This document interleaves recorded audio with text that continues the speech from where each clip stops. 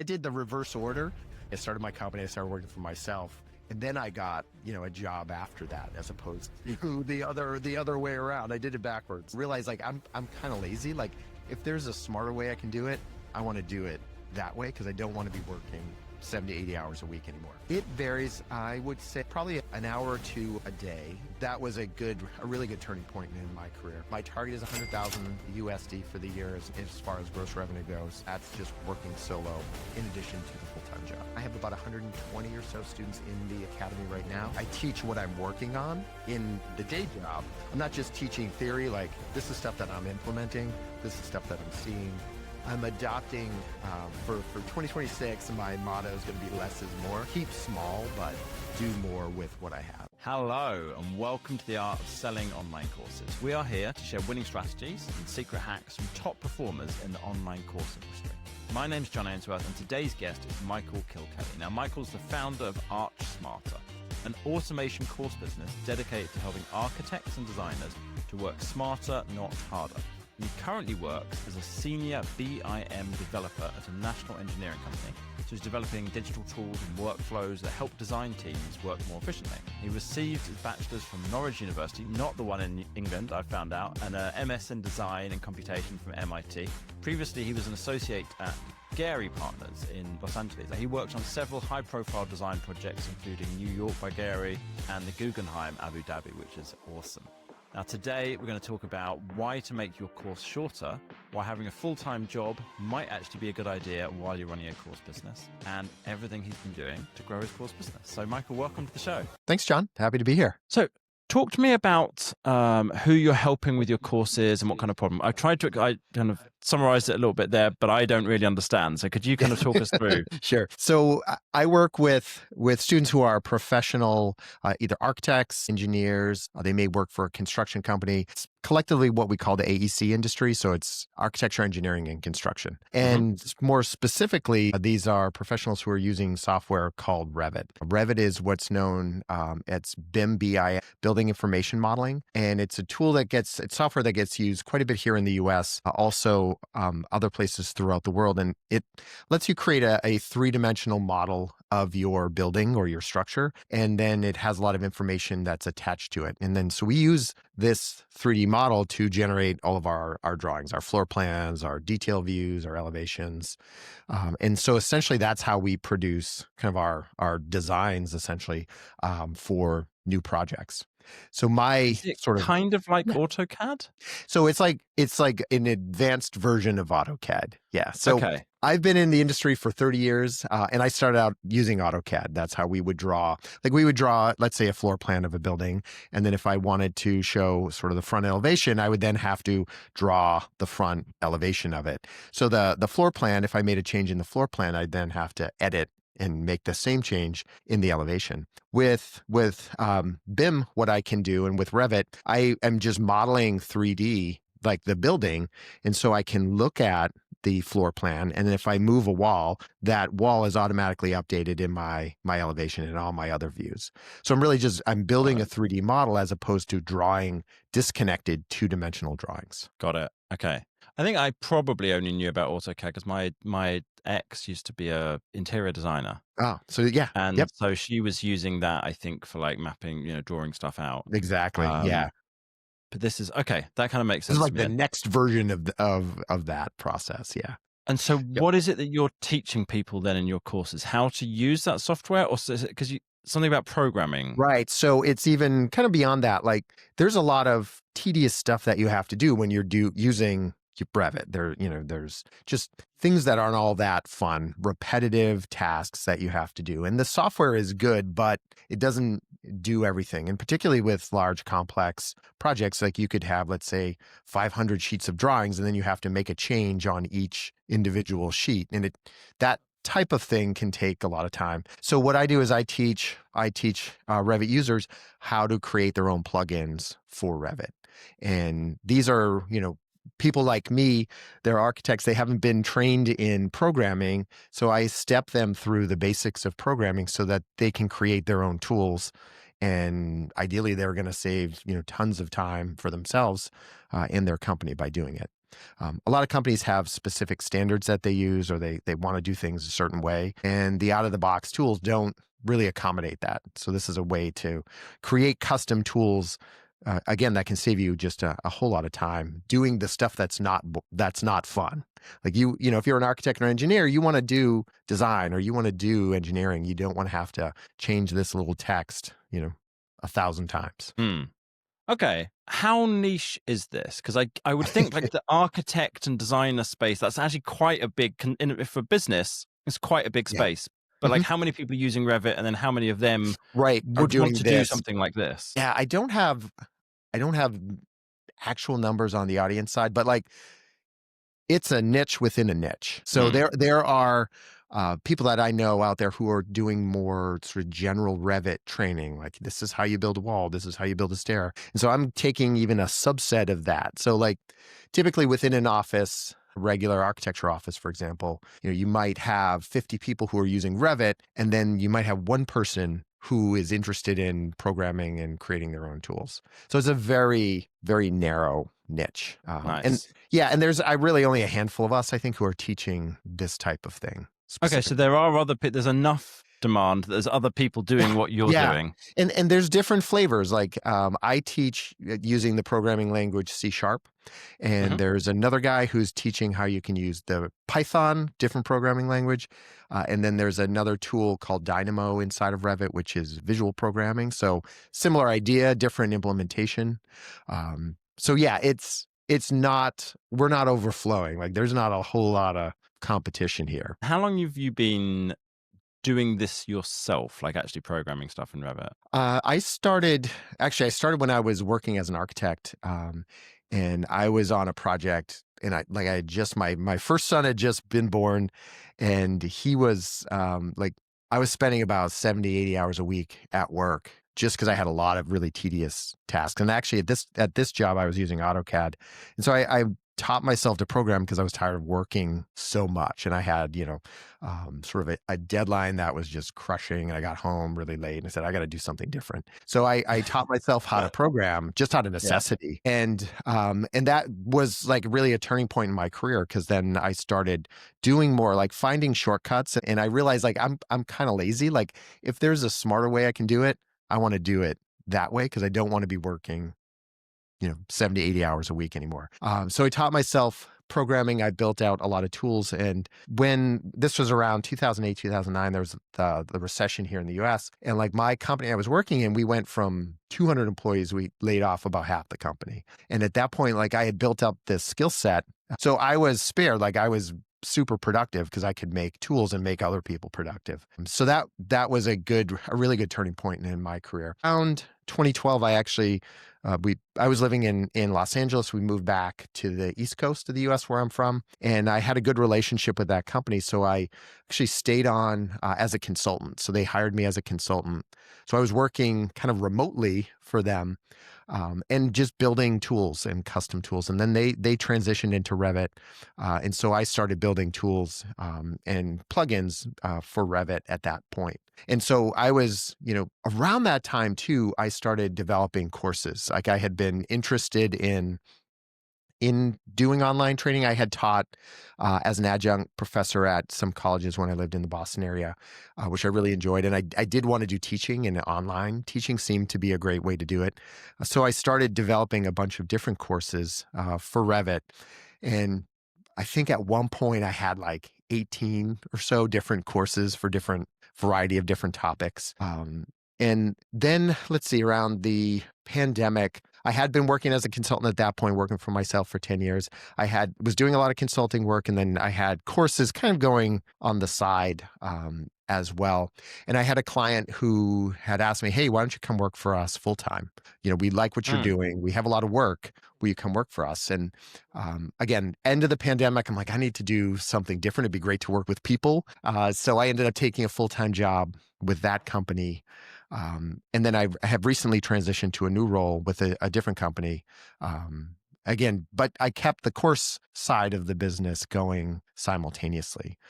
Yeah. And so that's been kind of a good balance.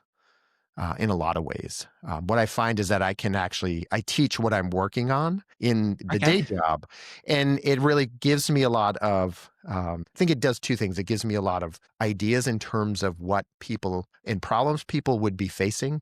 And then also it gives me some validation. So I'm not just teaching theory, like this is stuff that I'm implementing. This is stuff Mm. that I'm seeing. And I think it's for me in my particular niche, it works out really well. I felt like when I was just as a consultant, I was kind of on the outside. I think this would work. Like I had ideas of Hmm. things, but I couldn't back it in actual practical experience. So it was good. I always felt a little bit, there's maybe a touch of imposter syndrome because I would, here's how I think I would do it, but I didn't know because I wasn't really working 100% in that role. And so now I think being a practitioner and a teacher plays really well together. So Mm.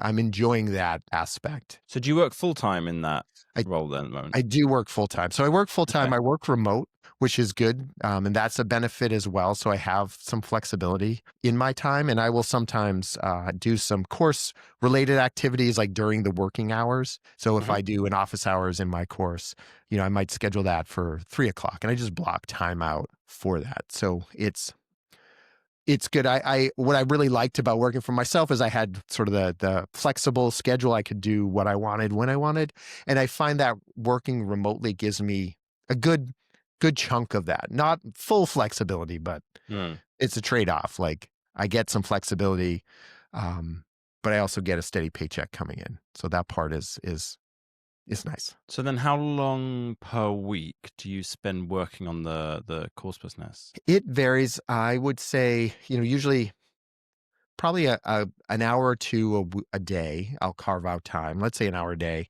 and Hmm. then if I'm working on a course or updating a course, then I'm going to spend some time over the weekend. But I can pick and choose, bits of time during the day. So it's not always like at 8 o'clock, after dinner, I start working on the course. And that varies too. Like if I'm in a launch, if I'm doing a launch, that's obviously going to be a little more hands-on.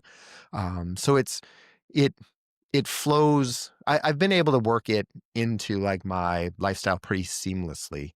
And again, I think some of the efforts that I do also tie back into what I'm doing in the job. So they're nicely blended. So I Hmm. might be doing sort of work that I can then work in the day job that then I can talk about at least the concepts that I'm applying in the course. So it's very well, so far anyways, has been very well blended together. Nice, nice. And give people some kind of idea of the scale of your business, like revenue if you're happy sharing it, Sure. or number of students, or whatever you're happy to share. Yeah. So there's right now I'll start with like the offer. I have one kind of primary offer, which is my Revit Add-in Academy. And then I run cohorts of that, which I call boot camps. So I try to run about 3 boot camps or so a year. And usually I'll get about 20 students per boot camp. And then I have like a follow-on membership in the academy. So once a student goes through the boot camp, they can stick around, for a while. And because I have, in addition to the sort of introductory course, they have over the years, I've built out a number of courses inside the academy for intermediate and advanced students. And then I do sort of weekly office hours and things. So there's, enough there. It's not really a true membership because the point of entry is in through the boot camp. But I'd say, I think last count, I have about 120 or so students in the academy right now. Hmm. And then, I run the business myself. That's something I'm working on getting some additional help. And as far as revenue goes, this year I'm on track. I'm not there yet, but my target is 100,000 USD for the year as far as gross revenue goes. And again, that's just working solo in addition to the full time job. Nice. Well, that's great, isn't it? I mean, like as a side gig, that is a As a side substantial gig, amount of money, right? yeah. Yeah. And it again, it works well. Like I feel like it's good. It's good for my career. Like I see them holistically. It's not one or the other. Like my teaching and my business feeds into my career and vice versa. So it works very well together. It took me, like I did the reverse order. I started working, like I started my company, I started working for myself. And then I got, a job after that, as opposed to the other way around. I did it backwards, but I'm really comfortable where it's at right now. And so Nice. for at least, I could see maybe at some point I would want to go back, just work independently, but I'm happy, where I'm at. Yeah. That's Yeah. great. I mean, there's no rules, right? You do Right. whatever There's it no is that rules. works for Yeah. you. Yep. Yeah. No, that's very true. So talk to me about, and sorry if you said this because I'm just trying to keep track of everything in my head. When you do a launch, how many people do you get going into that cohort that you're running? Usually I'll get around anywhere from 15, I'd say 15 to 30. 30 is the most I've gotten in a cohort. The last cohort, the one I'm running right now, had 15 students, and I've been Mhm. raising the price over time. So I think when I got 30 students, I was at about $1,000 as the price point. Right now, the course is like $1,700, Okay. and I got Okay. 15 students. So it's probably, revenue wise, it's pretty consistent, about the same. But the number of students shifts. And what kind of percentage of them then go on to your ongoing, Follow up. uh yeah. Was that the academy? Yeah, it's the academy, Okay, and I've right. been trying different models for it. So, Mhm. like the Revit Add-in Academy is the overall container, and then inside of that, excuse me, I have the boot camp course, which is the introductory course, and then Right. there's follow-up courses. And so when a student comes in, they get a year of access to the academy as a whole, and then we'll do like a guided experience through the boot camp. So I do a special Q&A session for these students. There's just more intense like support for them as they're going through the boot camp course. I would say of the 15, usually I'll get about 5 or so that will kind of stick around Mhm. after the fact. And that's one of the things on my to-do list, like being better about kind of marketing that internally within the academy itself. Got Uh, it. yeah. Do you talk to them about it? Like, when they're kind of coming towards the end, do you talk about, I like, do, but not enough. Like, Okay, that's okay. something I think I again, I teach automation, and I mentioned like I want to do not as little work, but I want to be smart about the work I'm doing. And so Yeah, I haven't built out automations on that end. Like, hey, you're coming to the end of your term. Like, I think there are ways I could build out a better sort of funnel for nice. that subset. Yeah, yeah, So yeah. Okay, that's interesting. And then how many people do you have on your email list? right now I'm at about 8,200. And is that when you are promoting the cohort, is that the main source of It people is. who are gonna join that? Yes. Yeah. So then how have you grown that email list? Is that through YouTube and your podcast, or, like, what's the source for that? I've been doing a bunch of different things. So I have a number of lead magnets that are bringing in subscribers. Email's my primary like marketing channel. I have a YouTube channel. I it has been growing very slowly, partly because I'm not consistent Mhm. in posting. I have a podcast and I'm not consistent with recording episodes. The one thing I'm actually very consistent about is my email newsletter. So I send Mhm. that out. I actually sent it out, this week's episode out right before we started talking. So I've been really good about keeping that going, and I've been good about it because I really enjoy it. Like I look forward to that every week. So, part of my like one man band thing is to figure out what's easy and like lean into that a bit more. I do for next year, I do want to do more YouTube because I think it's a natural fit for my audience. And I'm trying to figure out ways that I can leverage things that I'm talking about in the course and like maybe externalize those a little bit. Like if I have a tutorial that I put together inside the course, maybe I can post that on YouTube. I'm adopting for 2026. My motto is going to be less is more. So figure Mhm. out how I can leverage things that I'm already doing, how I can automate things, and just keep small but do more with what I have. Okay, let me try and summarize that back because I feel like I'm missing something here. So you've got YouTube that you're inconsistent with and podcasts that you're inconsistent with, but both of them point to lead magnets that grow your list. So I get that. It's okay. Yeah, It's not consistent, but that's one of the yeah. sources, right? Hmm. You've got the email newsletter, which you've been doing consistently, so that's great. Mm-hmm. But did all of the leads in the email newsletter come from YouTube and the podcast, or did it No. come from like referrals with, is it a word of mouth thing, or like how's that kind of grown? I think it's all coming through. I blogged a lot early on. So I started my website back in 2013, and I have a pretty good library of articles Got it. on Got that. it. So a So I lot of am it's from getting a plugins. lot of a Okay. pretty, decent, it's changing now with AI, but I'm getting some decent organic traffic coming Do you in. know about how many website visitors you get a month? I can tell you real quick. I know I wrote it down. Let me see. I think I'm getting around, let's see. I get about 6,000 views. So in October, I got 6,006 views, and Okay. that's 2,500 people. Okay. Okay. And that's So I that's the mean, bulk of. Okay. Cool. yeah, I think that's the bulk of where, where things are coming in, where people, the point of entry for people. Yeah. Okay. That makes sense. So that's quite a nice return you're getting there then on like, so you've got a relatively, for a lot of people Sure. listening, small Yeah. email list, but Mhm. it's in a business niche. So there's Yeah. people with money. So Right. then they can afford to pay you the $1,000 or the $1,700 for the main offer. And then how much was it to remain a member afterwards if people stick around? It's $800 for the year. So for the Oh, follow-up membership. okay. Super cheap. Yeah. Okay. Yeah, I feel like you should have a higher retention rate on that. Well, Okay. I would say I would agree, and I think in part that's on me because I haven't done a good job marketing it. Like I've been, let's see, this is the 10th cohort I've taught of Mhm. my boot camp, and I think I started it. I'm trying to remember when I first started it. The first boot camp was probably about 3 years ago.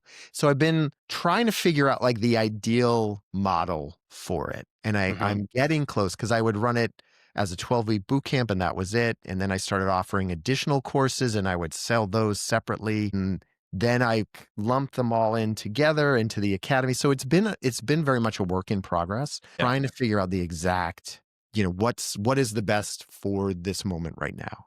And Mm. and I think I mean, I like to like tweak and sort of tinker with the model to see, what makes the most sense.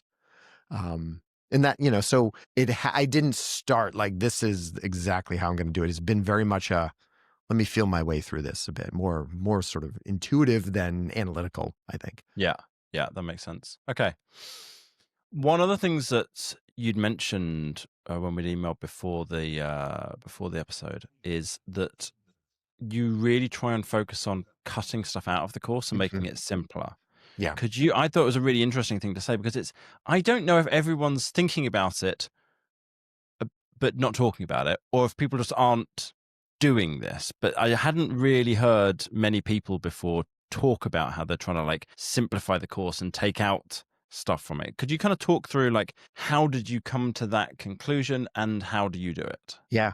I've just, again, teaching over the years, my audience they are like busy working professionals. In most cases, they're taking the course in their own time on the side to kind of better their career options, their prospects, or even just make their life easier. So with that, like they're very time constrained. And I feel like my obligation, and again, I'm in that same situation. So I'm also teaching in addition to working full time. So my mindset is how can I reduce like the friction? How can I make it easier for them to learn this kind of complicated subject? And so that they can start building their own tools. And that's really my goal through the course, is to give you fundamentals of programming, give you some understanding of the specific Revit API we're working with, so that you can start realizing the returns on that. You can build tools that are going to make, your life, your day-to-day work a lot easier. And so the best way I can do that is to just shorten the time. And I'll give you an example because this is one that I'm actually working through right now. One of the issues, and I think this is in part why it's a very small niche, is that getting set up to program there's a lot of steps to it. You have to download additional software. There are certain templates that you need in that software, which is called Visual Studio, in order for it to connect to Revit. And like when I would do a boot camp previously, I'd spend a whole orientation session, here are all the things you need to download. And then the first couple weeks would be just getting people set up with the software so they could write that first line of code. So it could take somebody a week before they can actually write any code. And they'd be like, you know what? I don't really like this. Like, or Yeah. this is too hard. So there was I haven't got any dopamine yet, Michael. no, that's exactly it. There was no feedback. There was no benefit to it. And I had been thinking like, man, it would be great if there was a way I could eliminate or make that part easier. And so around this time last year, I thought, okay, why don't I just write my own software that would let students write code directly inside of Revit? They wouldn't have to use this other software to do it. They could just write their code right away.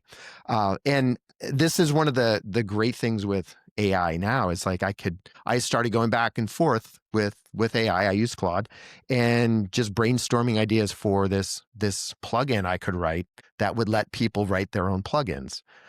And very quickly, I was able to get something working so that I could just start writing my C# code directly inside of Revit, and I could run and execute that.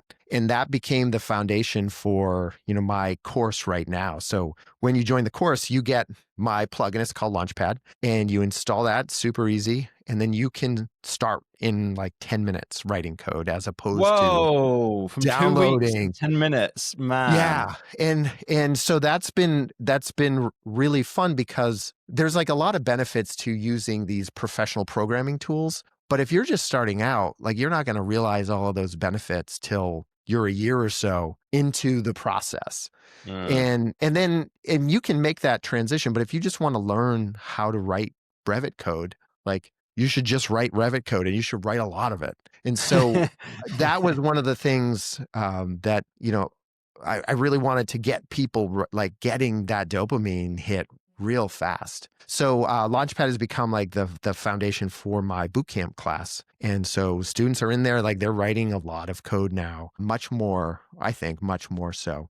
And they can stay inside of that. Like I built it out as a platform, and they can share tools that they write and things. Or if they're like, you know what, I really want to write, I want to use, that, I want to take that next step now. I want to use Visual Studio, and I want to create add-ins. And so I have a bridge that will take them to it. So instead of starting that on day one, they can learn to program, and then making that transition, once they finish the bootcamp, making that transition is not a big leap. So I've been looking at things like that, like how can I remove friction from the course? And so how can I, help them get, because I know roughly like where they want to get to in terms of what that capability is. So like, how can I make that easier and lower that learning curve?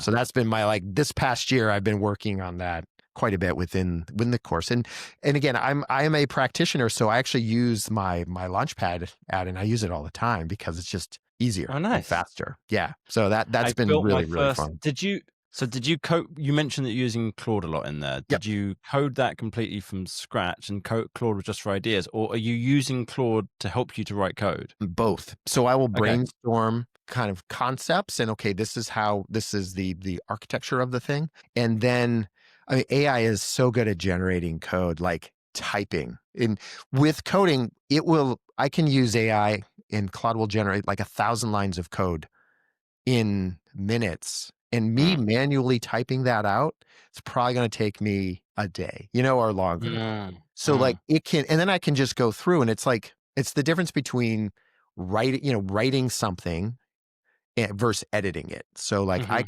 it's going to generate the code, I can test it, and then I can edit it as I need to.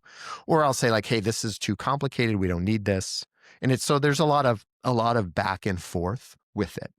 But yeah, it would have taken me, John, I think I would estimate to do what I did in 2 weeks, it would have taken me 2 months, maybe more. And again, you might not have done it. And I wouldn't have done it, or I would have said, or maybe I wouldn't have done it because I didn't know if it was worth spending 2 months. Like I've got other stuff to do. So yeah, it's really, really changed the game in terms of what I can do.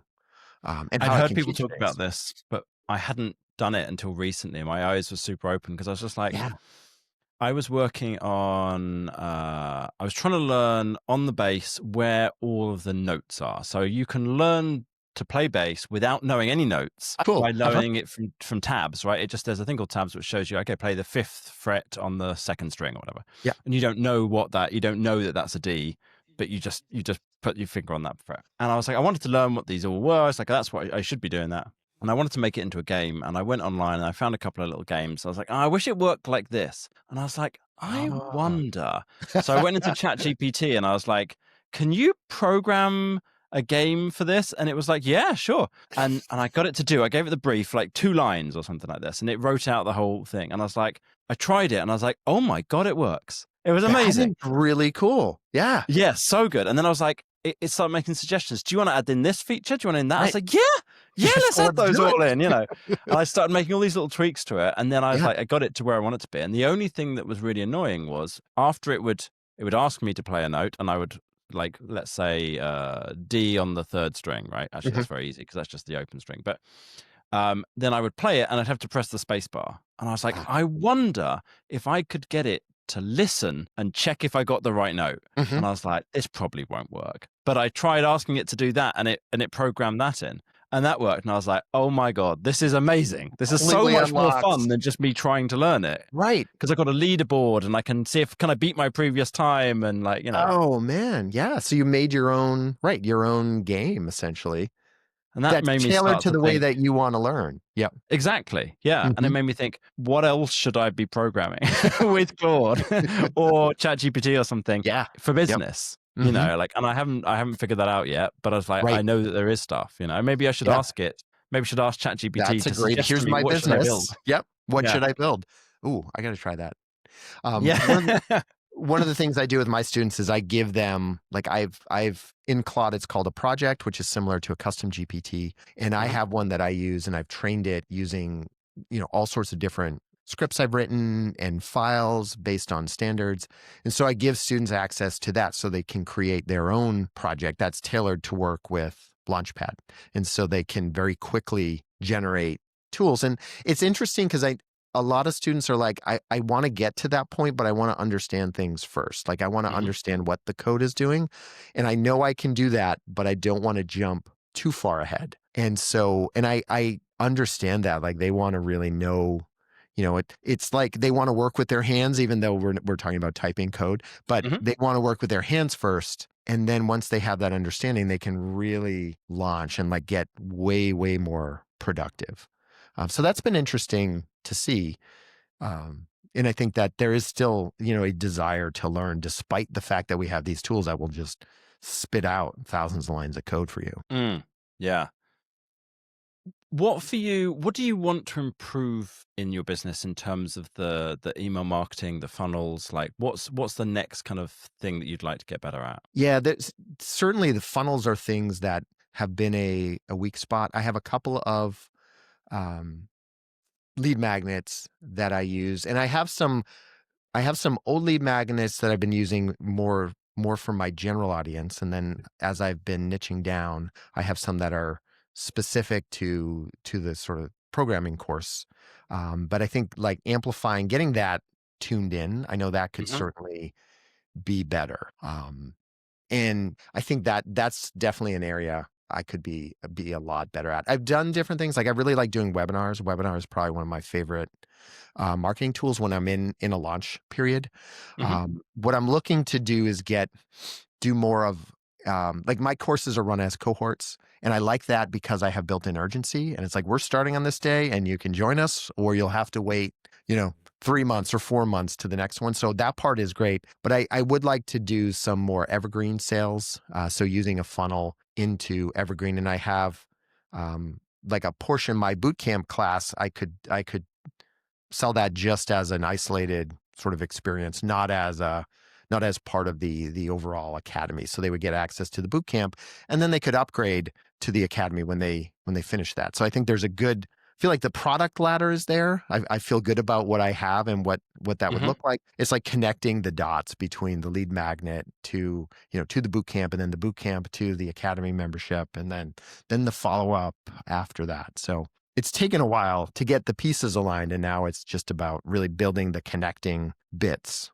between that. And I think a lot of that will be through email and through funnels. Yeah, I think you're absolutely right. It sounds like you've actually got quite a lot of potential to grow the business I think quite a bit so. more from what Yeah. I'm Yeah. hearing from you so far. It's like if someone was in the, let's say, some kind of hobby space, teaching bass or teaching piano or something like this, then with an email list of 8,800, they're probably only going to be making a few thousand a month, something like Mm, that. But you're in the business space and you're selling higher ticket offers, and right. that makes world of difference in terms of Mhm. like potential revenue from a certain email list size. And so that's one thing that tells me that. But another one is it sounds like you're only doing email promotions. I think you said like a few times a year, something Yeah, like that. it really, yep. Yeah, I'd say I probably have 3 to 4 sales events, if you will, a Mm. year.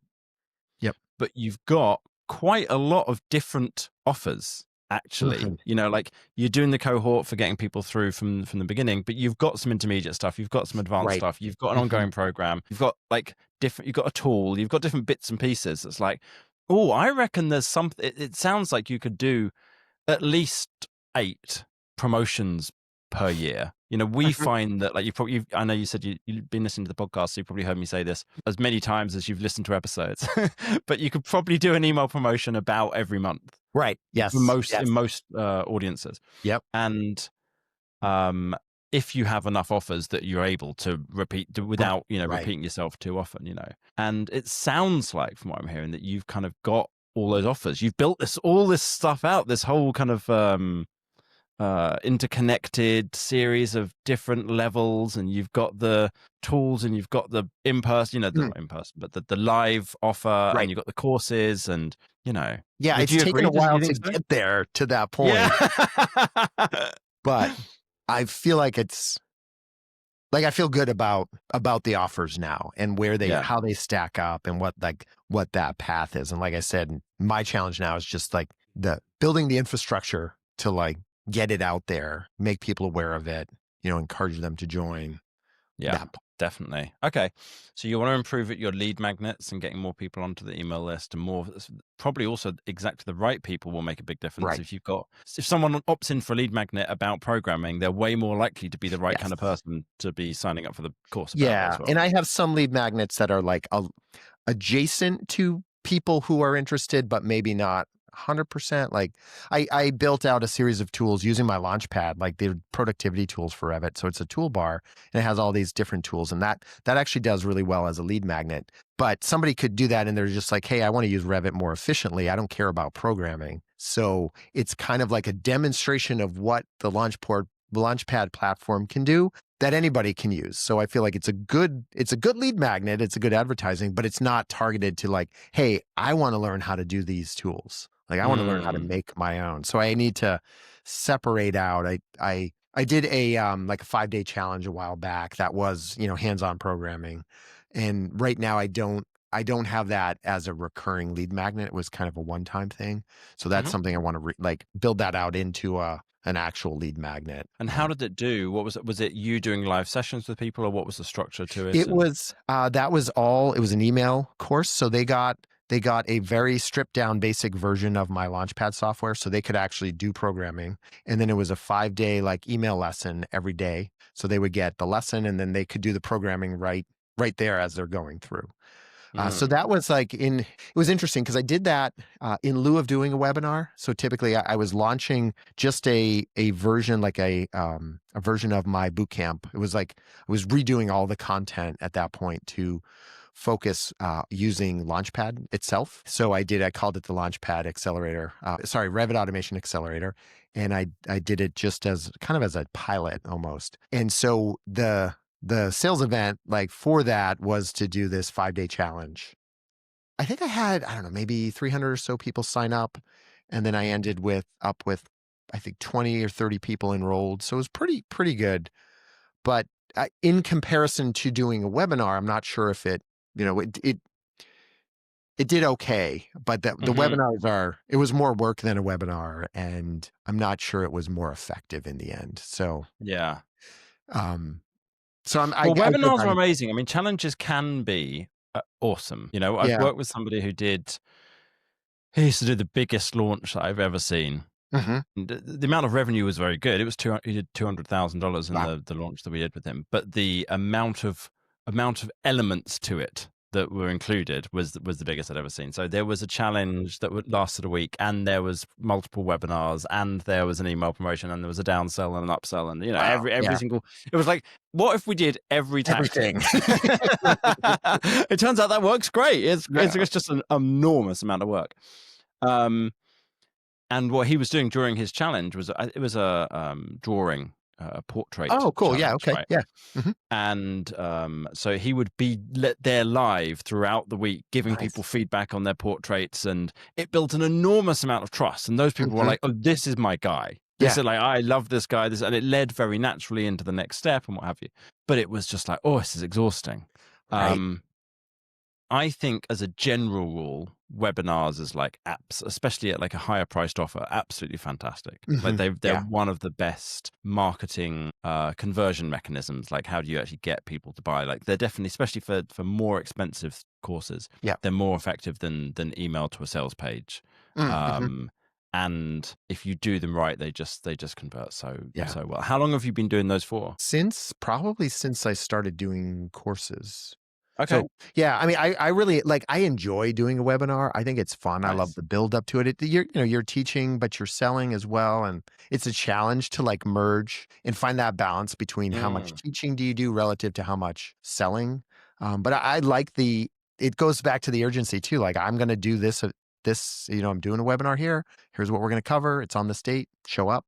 There'll be a recording, but I really like them. I have no problem. For me, it's like, yeah, we'll just do a webinar. Why not? And I yeah. thought maybe a challenge would be just something different to try. And I did want it to Mm. be hands-on. So I was curious to see how it performed relative to the Yeah, I webinar. mean, it's worth But running tests, it's right? worth, If you yeah, run the tests and it was a good test. yeah, Uh, and you go, oh no, the webinar's better. Okay, cool, right. great. Yeah. Go back to doing webinars. Great. I That's think totally valid. going back to your point, John, too, about like, you can sell once a month, and that Hmm. seems to be a good. And there's also, the idea of doing, like, if you did a webinar a month, and then like that can tie into like different sort of sales. And I think you're also, what I like as well is it helps clarify my thinking about a topic, Hmm. and then it generates content that I can leverage elsewhere. So I find it Yeah, as an exercise to be really, really helpful to do it. nice. Well, that sounds great. Then that might be part of the plan. Then do a webinar every month that leads into a different offer or something. Yeah. Yeah. I had a friend. She was at a conference that I was running in London, and for a session that I did there, I helped 3 different people improve their funnel, Mm. and then kind of showed everybody what did we do, what were the results from it. And she had run a webinar to her audience. I think she'd heard me say to do it, and she'd run the webinar, and she'd made $70,000. And she was like, "Okay, cool. Now what do I do?" I was like, "We're going to run another webinar, and we're going to run a After webinar that, every month forever." yeah. Because and we're going to figure out what is the requirement that allows you to be able to do that. Like, okay, do you need to Mm. grow your list so that you've got new people Mhm. coming on? Do we need different topics that we're covering? Are we going to do webinars to partners lists as well? So she Right. did a webinar to a partners audience, Yeah. and that worked well. It's like, okay, every month you're going to do a webinar, and if you can make an extra whatever, let's say average, levels out at 40,000 a month from that, it's like this is great. That's all We you don't have need to to do. complicate it. Yeah. Yeah, I like Nice. that question though. What is the requirement to do that? Like, what do you need? What do you need as far as topics? What do you need for audience growth? Like, where do you want to promote those? What channels do you want to use? Like, that in and of itself becomes a really interesting and compelling lead magnet. Would be Mm. just these webinars on different topics. Yeah, it absolutely can be. What I found with webinars is if you compare the opt-in rate to a webinar versus the opt-in rate to a regular lead magnet, let's say a PDF, Yes. it'll Oh be yeah. much lower because someone is committing to spending an hour or whatever amount of time it is with you, but the conversion rate from them to sales is considerably Being higher. higher. So it's Right. like it can totally be worth it just as a lead magnet rather than just to your audience. Mm. And it can be a good lead magnet for, okay, well, we're going to do this in conjunction with somebody else in my industry. Right. And, Yeah. they're going to, maybe they get a percentage of the sales or something like Right. that. That's like an option. All of these, introduce complexity as soon as you introduce another thing that you're doing. So you Yeah. have, with your limited time, you're going to have to choose very Right. carefully, Yes. but, Yeah. Maybe it's not um, every month. We'll yeah. figure it out. But I think that it goes back to, again, like I'm for 2026, I'm all about less is more. So like webinars are things that I enjoy. Like my email newsletter, I enjoy. Like there's certain Mhm. things that I'm happy to lean towards because there's less friction for me to do it. So, Yeah. no, that's a good way to think about it. Yeah, it Giving me makes some total sense ideas. to focus on things that you actually are likely to do Right. consistently because you Yes. enjoy it as well. It's like that It's like definitely makes a exercise. difference. Yeah. Yeah. If you like Yeah, I doing mean, a certain thing. it's part of Mhm. the reason I chose the podcast. Is like I thought for a long time about do I start a podcast, and I was like I really really wanted to, and I was Mhm. like okay, well in that case That's all you maybe I need. can do because I don't want to just do 10 episodes and give up on it, and we're I Oh, don't yeah. know 200 That's episodes that's in what I now. did.